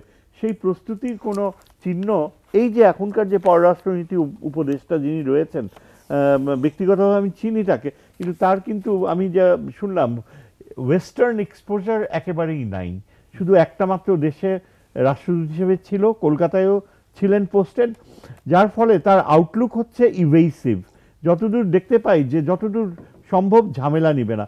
যেমন ধরেন এই যে এক্সাম্পল দিচ্ছি, যে মার্কিন যুক্তরাষ্ট্র যাকে রাষ্ট্রদূত করে পাঠানো হলো, এই ভদ্রলোক দেখতাম ওই কম্পিউটারের সামনে খুবই মানে সীমিত নলেজ ইংরেজির বোঝা যায়, তুলছে, প্রশ্ন করছে। এই যদি হয় তার যোগ্যতা, তাহলে সে এখন আমেরিকায় যে ক্যাবিনেট সিলেক্টেড হয়েছে, যেমন ফরেন অ্যাফেয়ার্সে রুবিও মার্কো, একটা extremist, totally biased character. Trump নিজেই কিন্তু ভারতের দিকে ঝুঁকে গিয়েছে, এবং আরও অন্যান্য অ্যাপয়েন্টিস যারা ডিফেন্স, হোমল্যান্ড সিকিউরিটি, তাদের সাথে ডিল করতে হলে ইউ নিড অ্যান অ্যাম্বাসেডর যে অত্যন্ত অভিজ্ঞ, ইংরেজিতে খুবই পটু, এবং যে পারসুয়েট করতে পারবে, যা বোঝাতে পারবে। এবং সেদিক থেকে দেখতে গেলে আমি কিছুতেই বুঝতে পারছি না ইউনূস সাহেবের এখানে সমালোচনা করব নাকি তার অ্যাডভাইজারের সমালোচনা করব।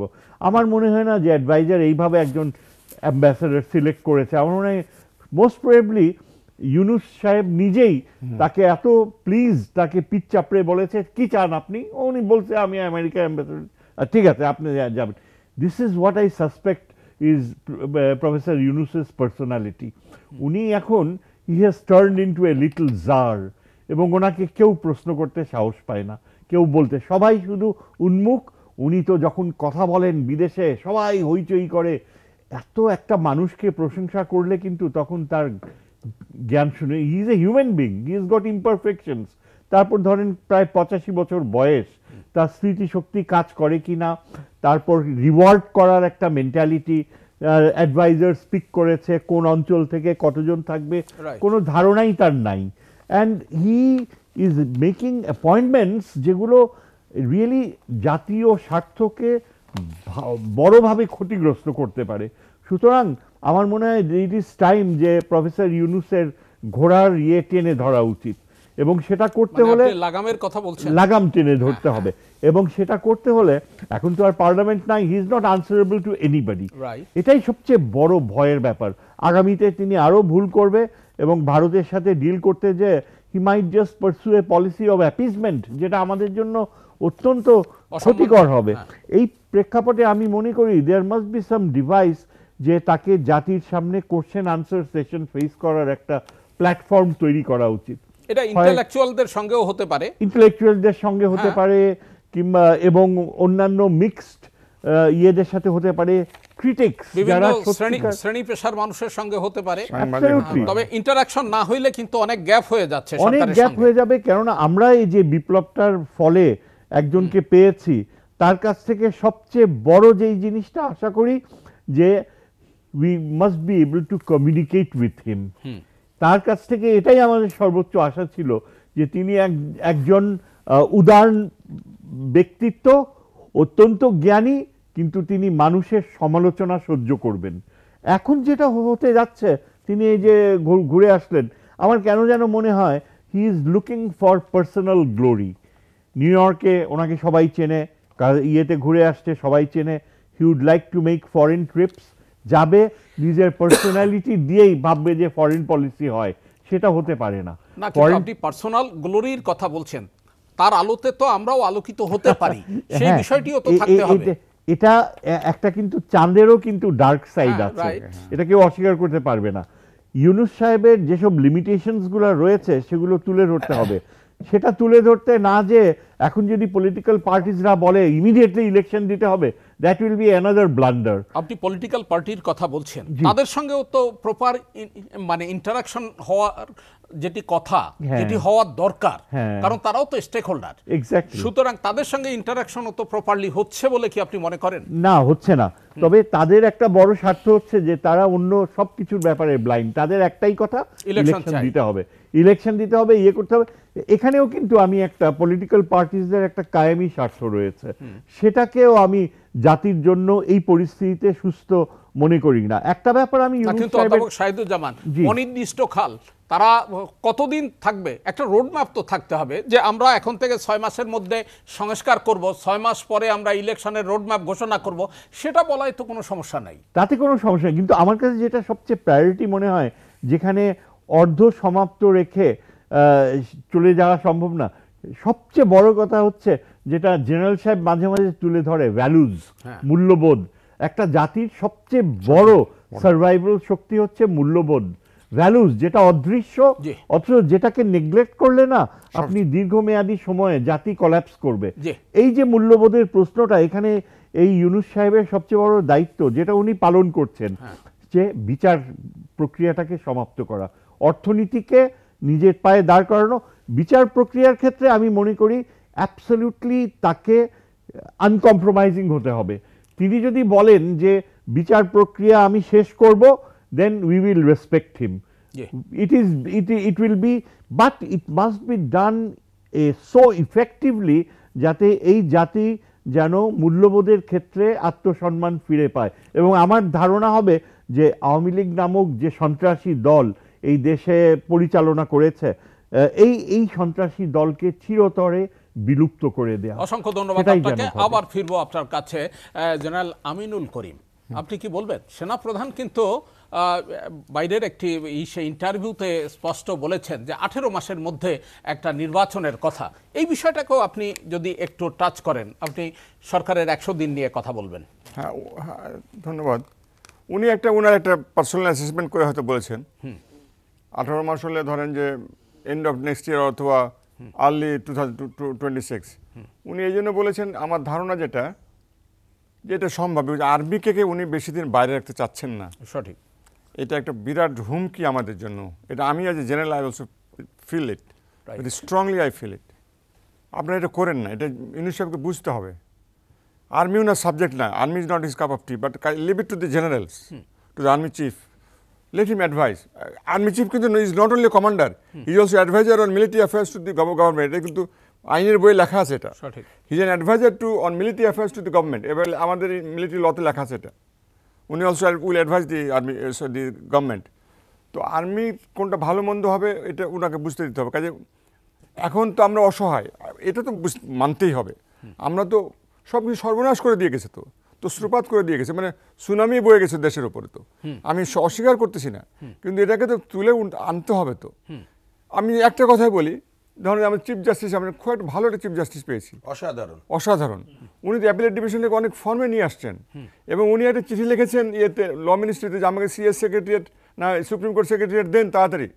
কোনো অ্যাকশন তো নাই। বলেছে আইন মন্ত্রণালয়ের দ্বৈত শাসন চলবে না। উনি একদম পরিষ্কার লিখে দিয়েছেন, চিঠি পাঠাইছেন উনি, he has sign it himself, যে আমাকে সুপ্রিম কোর্টে দেন। তাহলে অনেকখানি চলে আসবে, গতি, স্বাধীনতা চলে আসবে, জুডিশিয়ারি বিচার বিভাগ, গতি এসে যাবে। You are very right. তখন আইন দ্বৈত শাসন চলবে না এখানে। তো এটা করতে অসুবিধা কোথায়? আমি তো কোনো কারণ দেখলাম না। Why this is not being discussed. আর এটা তো জাজমেন্ট দেওয়া আছে, তো মাজেদ হোসেন কোর্টের জাজমেন্ট দেওয়া আছে। উনি লয়ার, উনি ভালো বলতে পারবেন। জাজমেন্ট দেওয়া আছে, তো it's a order from the supreme court, you can't violate it. Secretary দিয়ে দেন, এটা তো কোনো ব্যাপার না, এটা দিয়ে দিলেই তো হলো। তাহলে পুরো জিনিসটা ওনার দেখে চলে যাবে।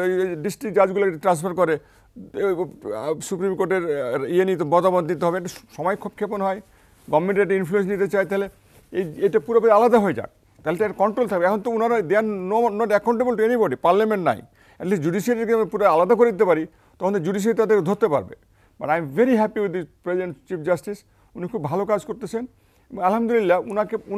ওনাকে পেনিট্রেট করতে পারবেন। অ্যাডভোকেট মামুন মাহবুব যে বিষয়টি বলছেন, যে যেসব দলবাজ বিচারক ছিলেন যাদের বিষয়ে ওনারা ওইটা সুস্পষ্টভাবে অভিযোগ করেছেন ওইটা এবং তাদের বিষয়ে কিন্তু সিদ্ধান্ত ওখানে ঝুলে আছে। ওইটা সুপ্রিম, আমার মনে হয় প্রেসিডেন্ট বা ডক্টর ইউনূস বা চিফ জাস্টিস মিলে একটা ভাই, যেমন আমরা বঙ্গভবনে যেটা করেছিলাম, ওই একজন করে জাজকে ডাকতাম যে ভাই ছেড়ে দেন, চা খাওয়ায় ছেড়ে দেন। তো অনেক গল্প চালু ছিল যে বিস্কুট আর চানাচুর শেষ হতো না। এটা আমাদের করতে হয়েছিল, we had no choice, because আমাদের করাপশন রিপোর্ট প্রচুর আসতেছিল। তো ওইসব জাজকে তো রাখা যায় না, তখন হ্যাঁ, তো কয়েকটা বাইর করে দিয়েছিলাম, অনেক অনার করছিলাম। আপনার সময় যেটা হয়েছে এখনো কিন্তু সেটাই হতে পারে, সম্ভব এটা। হ্যাঁ, চিফ জাস্টিসকে ডেকে, চিফ জাস্টিস আমাদেরকে লিস্ট দিলেন যে এগুলো আমরা ডিজিএফ এর রিপোর্ট নিলাম, চিফ জাস্টিস জিজ্ঞেস করলাম, ওনার মতামত নিয়ে করলাম, এটা ওনার মতামত নিয়েই করা হয়েছিল। একজনকে ডাকা হয়েছিল, চলে যান বলে ভালো হয়, তো চলে গেছেন, দুই একজন ইয়ে করছেন, ঝামেলা করছেন, ঠিক আছে, বাট একটা ডেটারেন্স তো ক্রিয়েট হয়েছিল, এটা করা যেতে পারে। আর ভালো উদ্যোগ নিয়েছিলেন আপনি। হ্যাঁ, আমি নি নাই, এটা মানে ওই আমাকে বলা হয়েছিল, I was staff that time. MSP ছিলেন তো আপনি, আমি রাষ্ট্রপতির। আচ্ছা, আমি আরেকটা যেটা স্যার যেটা বললেন, আমি latest take professor Yunus as Maradona of the Argentinian team, world কাপে আমরা চ্যাম্পিয়ন হলাম। One Maradona can't win the game, you need a team, you need the team, the team is not with him. And আমি এটাও বলবো, professor Yunus কিন্তু ওই ইয়েতে আজারবাইজানে গিয়ে বলছেন ওনার 3-0 কনসেপ্ট, 3-0 কনসেপ্ট, ঠিক আছে ফাইন, উনি থিওরিটিক্যাল কথাবার্তা বলছেন, no he has to talk about the interest of the country. আমাদের আরও টাকা দাও, যে লস অফ ড্যামেজে আমাদের $100 বিলিয়ন টাকা দিচ্ছে না, তো ওই টাকাটা বেশি করে নিয়ে আসার চেষ্টা করো, উনার পার্সোনাল ইমেজ হোক, বাট আমরা ওনাকে অ্যাডভান্টেজ নিতে হবে। আর he should be more vocal against India. We must have an India centre policy, একদম অল পলিটিক্যাল পার্টি বসে বলে আমরা এটা করব। আমাদের ভয় করলে হবে না, আমরা শেষ হয়ে যাব, বিলীন হয়ে যাব বঙ্গোপসাগরে। I can see a very bleak fixture, আমরা ব্লিক ফিউচার, বঙ্গোপসাগরে আমরা ধুয়ে যাবো। আমরা বুঝতে পারতেছি না। ইন্ডিয়া বসে আছে, মায়ানমার বসে আছে, আমেরিকা বসে আছে, চায়না বসে আছে, আমাদের ইন্টারনাল প্রবলেম, আপনার নর্থ ইস্ট ইন্ডিয়াতে এতগুলো সমস্যা, হিল ট্র্যাক্সের প্রবলেম, ওখানে ক্রিশ্চিয়ান ইয়ে করবে, আমাদের Rohingya, you have to be careful about this thing. And আমরা এত উইক জাতি না, আমরা এত উইক, এখন আমরা অত উইক না। 75 আমাদের যে অবস্থা ছিল এখন না, 75 আমরা খুবই আমরা প্রত্যেক সপ্তাহে একটা করে কু দেখতাম আর দৌড়ে গিয়ে থামাতাম, ওই অবস্থাতে আমরা এখন নাই। We have a very organised army. এই যে একটা জিনিস ভালো বলবো যে আমাদের গভর্নমেন্ট এই যে সবগুলো ভিসি মোটামুটি অ্যাপয়েন্টমেন্ট দিয়েছেন, it's good, very good. Most of the public university আমি কভার করে দিয়েছি, আরো আগে দিতে পারতেন, আরো আগে দিতে পারতেন, আরো সময় আরো আগে দিলে আরো ভালো হতো। হ্যাঁ, বাট এখন অনেকগুলো ইউনিভার্সিটিতে আবার দেখা যায় ডিন নাই। আমি সেদিন শুনলাম কোন ইউনিভার্সিটিতে বলে মাত্র 2জন প্রফেসরের ডিপার্টমেন্ট, 2জন প্রফেসর কিভাবে, 2জন টিচার আর কি, প্রফেসর সব মিলা, how can you cover the entire department? এগুলো তো দেখতে হবে, এই জন্য শিক্ষামন্ত্রীকে ওই ইউনিভার্সিটিতে ভিজিট করতে হবে। উপদেষ্টাদের সংখ্যা বৃদ্ধি ছাড়া উপায় নাই, ওখানে ওনাকে অ্যাডভাইজার দেখ, আরো স্টেট মিনিস্টার দেখ, ডেপুটি মিনিস্টার দেখ, এগুলো করতে হবে এবং ক্যাপেবল লোককে দিতে হবে। আমরা এগুলো বলতেছি কারণ এই সরকারের বিকল্প নাই। আপনি ক্যাপাবল বলেছেন, এই যে নতুনদের নিয়ে কিন্তু অন্য দুজন একটু আলোচনা করেছেন, নতুন যাদেরকে অ্যাডভাইজার করেছে, আপনি একটু বলবেন এই বিষয়ে? একটা তো খুবই অবস্থা খারাপ, হ্যাঁ, ওই যে কালচারাল, আর কালচারাল মিনিস্টার তো ইম্পর্টেন্ট না, তো এটা তো শিক্ষামন্ত্রী দেখতে পারে, এটা তো ইয়ে অ্যাকচুয়ালি শিক্ষার সাথে কালচার যোগ, এটা সবসময় তাই ছিল, এটা সবসময় শিক্ষার সাথে কালচার ছিল, সবসময় ছিল, অল অ্যালং ইট ওয়াজ দেয়ার, সবসময় তাই ছিল। এটা এমন কিছু নাই, খালি বাংলা একাডেমি দেখা আর শিল্পকলা একাডেমি দেখা, এই দুটা কাজ, আর তো কিছু নাই। বইমেলার আয়োজনের এটা বাংলা একাডেমি করে। জি জি, আমাদের এই আলোচনা চলবে, আবার বিরতির পরে এসে আপনাদের চারজনকে আশা করি শুনবো। সুপ্রিয় দর্শক, নিচ্ছি শেষ বিরতি এবং এটিও 2 মিনিটের, আশা করি সঙ্গেই থাকবেন। শেষ বিরতির পর ফিরে এলাম এসএটিভি সংলাপে, সঙ্গে থাকবার জন্য অসংখ্য ধন্যবাদ।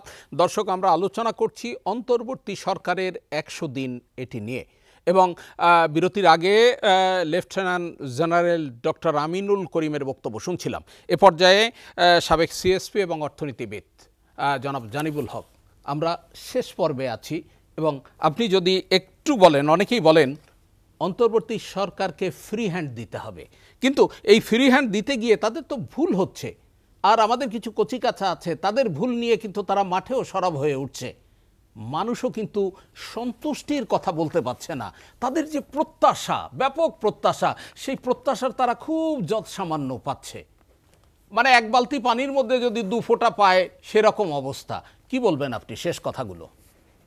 এ ব্যাপারে আমার বক্তব্য যে সরকারকে কিছু সময় দিতেই হবে। হ্যাঁ, এত বড় একটা জঞ্জাল, এটা পরিষ্কার করে এগিয়ে নিতে হলে কিছু সময় দিতে হবে আমাদের, এটা আমি 1 নম্বর বলবো। দ্বিতীয় কথা হচ্ছে যে আমাদের অনেকগুলি সেক্টরে এখন পর্যন্ত ঠিকমতো হাত দেওয়া হয়নি। আমি ফরেন মিনিস্ট্রির ব্যাপারে আগে একটু বলি। ফরেন মিনিস্ট্রিতে কিন্তু দেখেন আমাদের যারা মিশনে কর্মরত অ্যাম্বাসেডার এবং অন্যান্য যারা স্টাফ আছেন, এখানে কিন্তু 3-4 জনকে উইথড্র করা হয়েছে বা অ্যাকশন নেওয়া হয়েছে, বাকি কাউকে ধরা হয়নি। রিসেন্টলি যে ঘটনা হলো যে আমাদের ল অ্যাডভাইজারকে কেন্দ্র করে, না আপনি তো এটা অনেকটা বেআইবাড়ির কথা বলছেন, কিন্তু ঘরেই তো ধরেন নাই। আপনি তো প্রশাসনের কেন্দ্রবিন্দু থেকে শুরু করে সারা বাংলাদেশেই তো ধরেন নাই। প্রশাসন তো প্রথমেই বললাম যে এটাকে টোটালি ওভারঅল করতে হবে, হ্যাঁ। এটা তো আমার বক্তব্য ছিলই প্রথমে।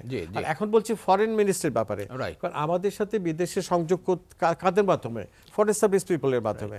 ওখানে গিয়ে দেখবেন যে ফরেন মিনিস্ট্রিতে যারা বাইরে পোস্টেড আছে তারা খুব বহাল তবিতে আছে এবং তাদের কোনো সমস্যা হয়নি। এখন সরকারের উচিত হবে এদের সবাইকে প্রয়োজনে সবকটাকে চেঞ্জ করা। কারণ রিসেন্টলি যেটা হয়েছে আসিফ নজরুল সাহেবকে নিয়ে, ওনাকে যারা অপদস্থ করলো তাদের সাথে আমরা ভালো করে বুঝতে পারি যে আমাদের এম্বাসির সম্পর্ক ছিল।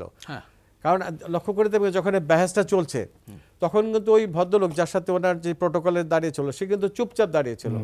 আমরা জানতে পেরেছি তাকে ওএসডি করা হয়েছে। অবশ্যই বাহাস নিয়ে একটা বিতর্কও আছে, কারণ ওইটা কিন্তু ফটোশুটও হচ্ছিল। হ্যাঁ, but still he dealt with very bravely. উনি আসিফ নজরুল উনি খুব ভালো মতো হ্যান্ডেল করেছেন, যার জন্য খুব একটা ক্ষতি হয়নি। কিন্তু আমি মনে করি এই কারণেই আমাদের ফরেন মিনিস্ট্রিতে এটা থেকে একটা টোটাল ওভারঅল পলিসি করে ইমিডিয়েটলির উপরে কাজ করা, এটা গেল একটা। আর একটা বলবো যে আমাদের মানে ইন্টারিম গভর্নমেন্টের উচিত হবে যেভাবেই হোক একটা টাইমলাইন ঘোষণা করা, একটা রোডম্যাপ বলে দাও। রোডম্যাপটা আমি সংক্ষেপে বলবো, রোডম্যাপ না বলে বলবো যে একটা টাইম ফ্রেম দিয়ে দেওয়া। যেমন ধরুন আমার যদি টার্গেট থাকে যে 2 বছরের মধ্যে আমি ইলেকশনটা করব, ওনারা বলবে ওই 2 বছরে চাইবেন, কিন্তু টার্গেট থাকবে 1.5 বছরের মধ্যে করা। তাহলে আমি ওনাদের একটা সুনাম থাকবে যে 2 বছর বললেও আমি 1.5 বছরের মধ্যে করেছি। এইটা কিন্তু পাবলিক সবাই জানতে চায় এবং পলিটিক্যাল পার্টিরা একেবারে ক্রেজি, তারা একেবারে কনসার্ন হয়ে আছে। যেমন ধরুন বিএনপিরা জানে যে ওরা যদি ইলেকশনে ওরা চলে আসবে, সেই হিসাবে ওনারা চাচ্ছেন তার ইলেকশনটা।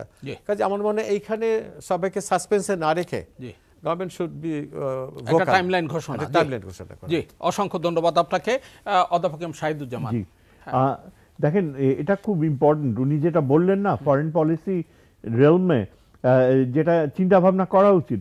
এমনকি ওই সুইজারল্যান্ডে যে ঘটনাটা ঘটলো, আমি তো পড়ে দেখলাম যে ওই অ্যাম্বাসেডার নাকি he was handpicked by the previous prime minister and he is very controversial and he is intact.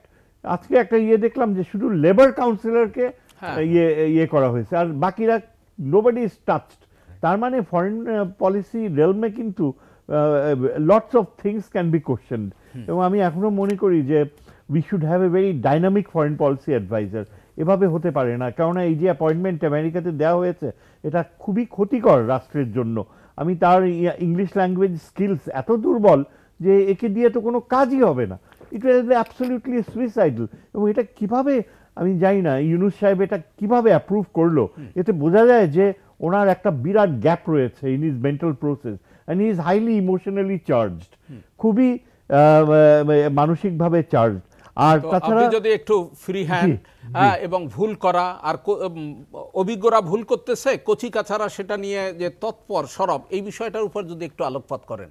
এটা অভিজ্ঞরা মানে আমি যেটা যে কথাটা আমার এই স্বল্প সময়ে বলতে যাচ্ছিলাম, আরেকটা যেটা জেনারেল সাহেবের রেলমে পড়ে, সেটা আমাকে আমার মানে সামনাসামনি একটা অভিজ্ঞতা হয়েছে। সেজন্যই বলছি যে আমাদের ইন্টেলিজেন্স সার্ভিসগুলোকে একেবারে প্রফেশনাল রেলমে ফিরে আনার জন্য বাস্তব পদক্ষেপ নেওয়া উচিত।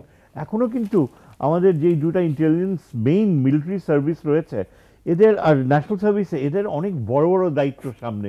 যেমন ধরেন এই যে Myanmar problem, Arakan army is in charge, রোহিঙ্গারা একেবারে আনসার্টেনিটিতে রয়েছে। অথচ এখন কিন্তু আমাদের ইন্টেলিজেন্স অর্গানাইজেশনসগুলোরই কাজ করা উচিত আরাকান আর্মির সাথে নেগোশিয়েট করে এই রোহিঙ্গাকে ফেরত পাঠানোর প্রক্রিয়াটাকে শুরু করা।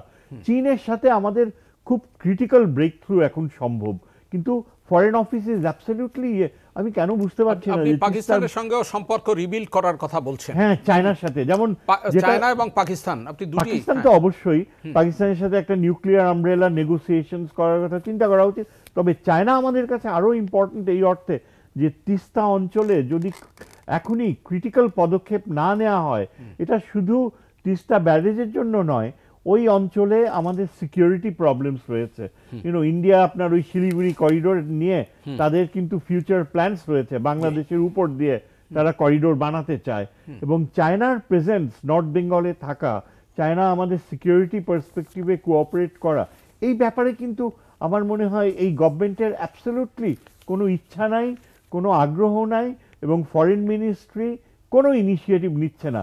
একদিকে আমার মনে হয় চায়নার যে ফরেন মিনিস্টার যে আগ্রহ দেখালো ইউনাইটেড নেশনসে আমাদের, এবং he is the second most powerful man চায়নাতে, he should have been invited to Bangladesh.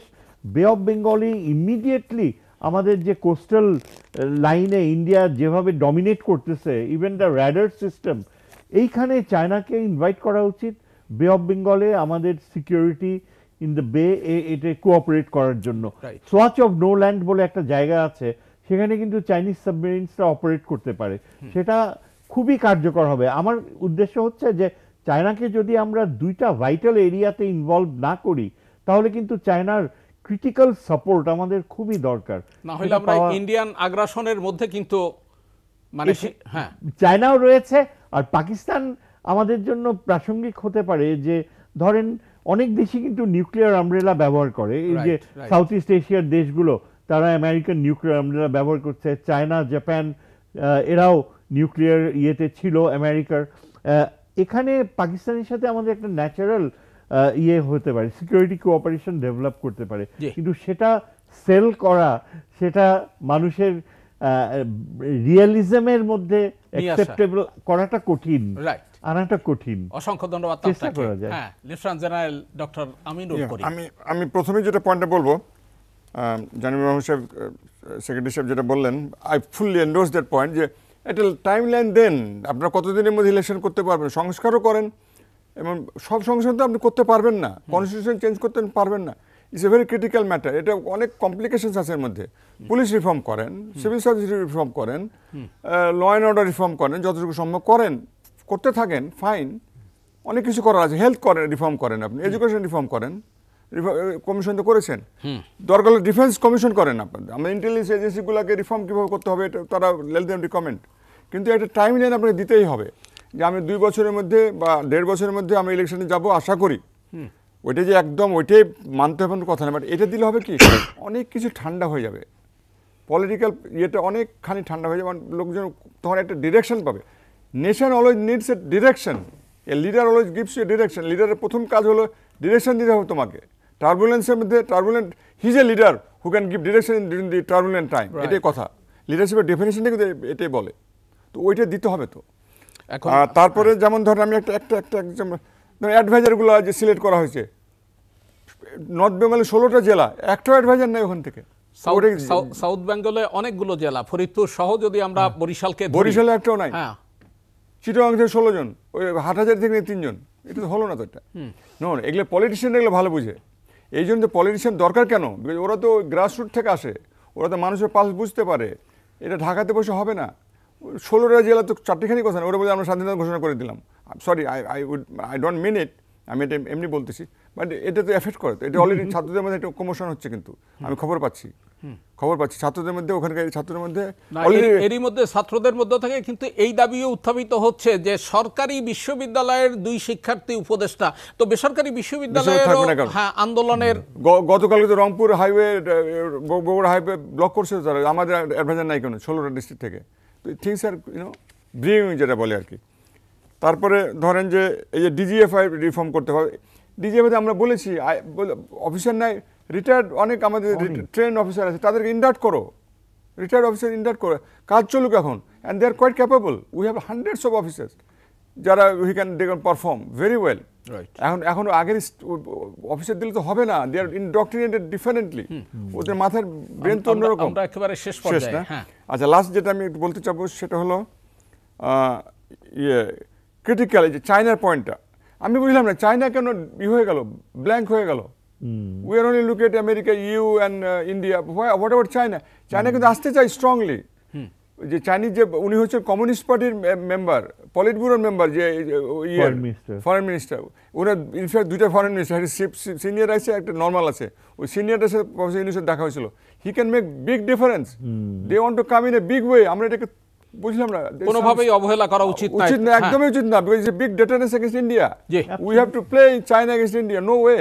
Awesome. I was trained in India and also in India, also in China. I understand the ওরা অনেক টাকা দিবে আপনাকে, ভিতরে যেতে হবে। জি, যাচ্ছি না তো। অসংখ্য Thank ধন্যবাদ you very আপনাকে সৈয়দ মামুন মাহবুব। আসল কথা, আমরা একেবারেই শেষ পর্যায়ে, জি আপনি একটু যদি শেষ কথাগুলো বলেন। জি, একদম আসল কথা বলছেন। আমার যেটা মনে হয়, যদি ধরেন আমরা দুইজনই বলছেন, আমি বলছি আগামী 100 দিন পর, 200 দিনের মাথায় যদি আবার আপনি আমাদেরকে নিয়ে আলোচনায় বসেন, তাহলে যে সাফল্য গাথা হবে তার কয়েকটা চুম্বক কথাই আমি বলি। প্রথমেই হচ্ছে বিএনপি, জামাত, গণতন্ত্র মঞ্চ, আন্দোলনের ইসলামী দল, বামপন্থী দল, মোট কথা ফ্যাসিস্ট হাসিনা বিরোধী সকল রাজনৈতিক দল, শ্রেণী পেশার মানুষ, সামরিক বিশেষজ্ঞ, সিভিল বিশেষজ্ঞ, শিক্ষক সমাজ সহ আলোচনা করে আপনি একটা দুইটা করে উপদেষ্টা না নিয়ে আপনি একটা অ্যাটলিস্ট আরও 25টি উপদেষ্টা পূর্ণাঙ্গ না নেন, এই যে প্রতিমন্ত্রী, উপমন্ত্রী, কারণ কাজ অনেক, এবং যে কাজগুলো আপনি নানা কারণে হয়তো 100 দিনে নিতে পারেননি, নানা সীমাবদ্ধতায়, সেগুলো আপনি দ্রুততার সঙ্গে এখন করেন, কারণ এই সরকার আমরা ব্যর্থ হতে দিতে পারি না।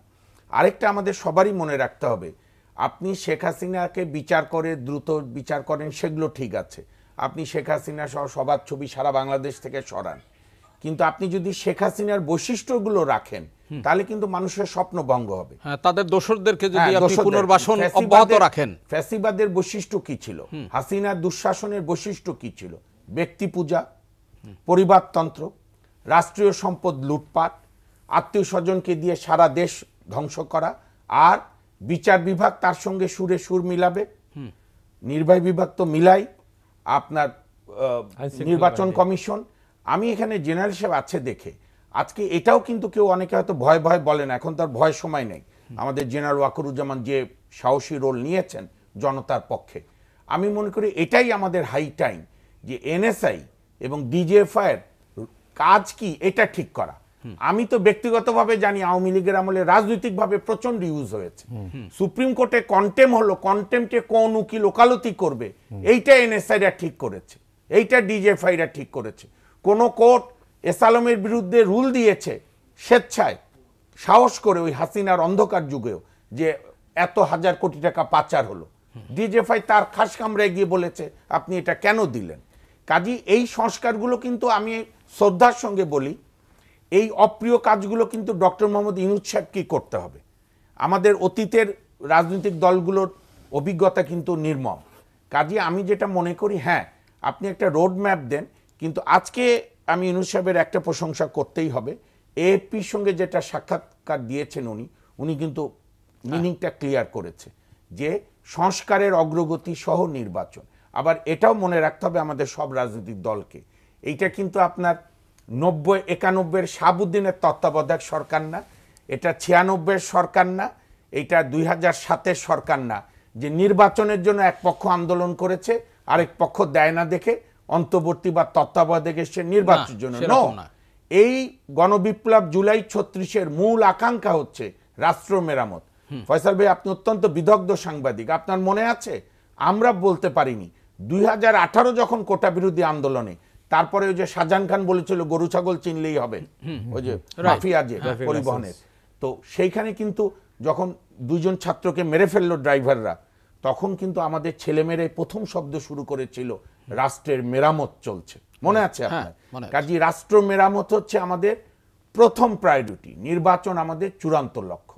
এইগুলো আগামী, আমার বিশ্বাস করি, আমি আস্থা রাখতে চাই, এখন থেকে 100 দিনের পরে মধ্যে আমরা একটা ভালো অগ্রগতি পাবো এবং করতে হবে। আর এই যে সমস্ত জেলাগুলো থেকে নেওয়ার ক্ষেত্রে আপনি রাজনৈতিক দলগুলো, শ্রেণী পেশার মানুষদের সঙ্গে, সামরিক বিশেষজ্ঞ, সাদুজ্জামান সাদদের মতো পররাষ্ট্র বিশেষজ্ঞ, আরেকটা জিনিস আমি মনে করি ইউনূস সাহেবের, শেষ করছি, ফিরে এসে করা দরকার।